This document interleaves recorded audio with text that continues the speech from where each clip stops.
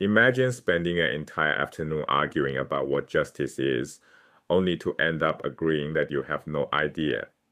That's how a shocking number of Plato's dialogues end. No resolution, no definition, just nothing.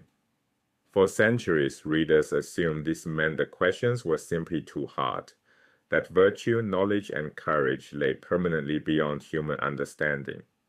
They assumed the silence at the end of these conversations was the point. These readers were wrong. The real problem was never the question, it was the person sitting across from Socrates. These inconclusive endings have a name: aporia, a state of puzzlement, an impasse. Aporia isn't a verdict on the subject, it's a diagnosis of who was in the conversation and how they chose to show up. These dialogues aren't dead ends, but they need three preconditions to succeed. The first, systematic question and answer exchange. Socratic dialectic, inquiry through structured back and forth, works sentence by sentence. One question, one answer, each answer generating the next question. This is the opposite of rhetorical speech making, where orators deliver long parallel monologues and an audience picks the most impressive performance.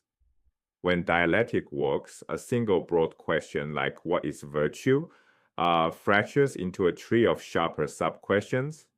Is virtue one thing or many? Is virtue a kind of knowledge? Can someone know the good and still do wrong? Each more precise, each more demanding than the last. This structure isn't incidental, it is the method. The second precondition, truth over victory. Socratic dialogue is not a debate competition. It doesn't reward cleverness, rhetorical flair, or making the weaker argument appear stronger. The sole goal is discovering true propositions, claims that survive rigorous testing. When a participant treats the conversation as a contest to be won, the entire method collapses.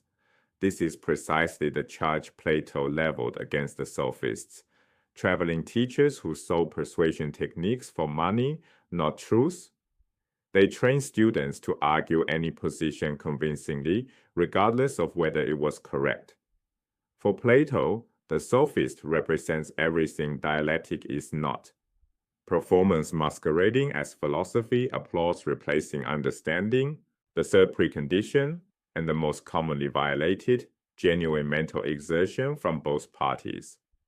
The person Socrates is talking to, his interlocutor, must actively wrestle with the questions, test beliefs, follow implications, revise positions when the evidence demands it. If the interlocutor passively waits for Socrates to deliver a packaged answer, the process stalls. Socratic dialogue is collaborative labor. It cannot be done alone. Three preconditions then: systematic Q and A, truth over victory, genuine effort. When all three hold, the dialogue can reach real insight. When even one fails, it collapses into aporia. And this is exactly what happens in one of Plato's most famous dialogues. The Meno. Meno arrives with a demand: is virtue teachable? Yes or no? He wants a quick categorical answer and has zero interest in the slow preliminary work of defining what virtue even is. When Socrates tries to guide him through systematic questioning, Meno resists. He deflects. He offers lists of examples instead of definitions. He grows frustrated and quits. The dialogue limps to a deflated conclusion. Virtue comes from the gods and is neither teachable nor truly knowable by human effort. But this is Meno's conclusion, produced by Meno's failure. He violated the third precondition, genuine effort. He refused the intellectual labor the method demands. The aporetic ending is a portrait of Meno's inadequacy, not a statement about the nature of virtue. Now compare the Theaetetus. Theaetetus also fails. He cannot produce a final definition of knowledge, but his failure looks nothing like Meno's. Theaetetus engages fully.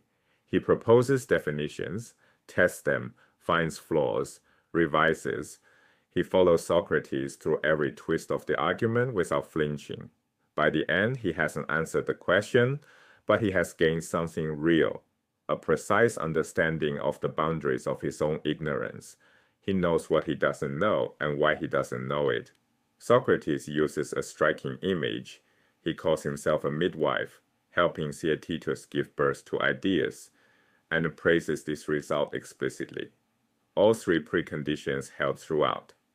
The dialogue reached Aporia, yes, but the process itself, the striving, the revision, the honest reckoning, was the philosophical achievement.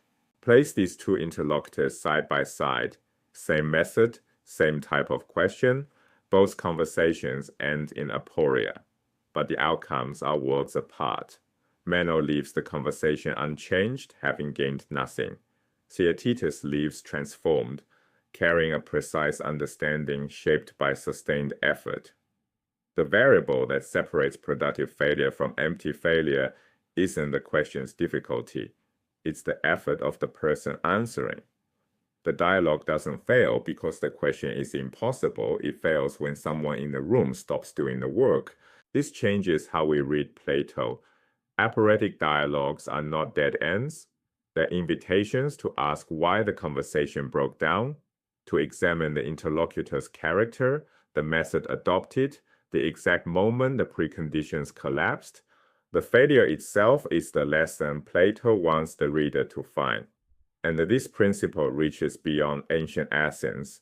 Productive conversation of any kind, philosophical or otherwise, requires structure, good faith, and effort from everyone involved. When anyone is missing, what looks like dialogue is just two people talking past each other.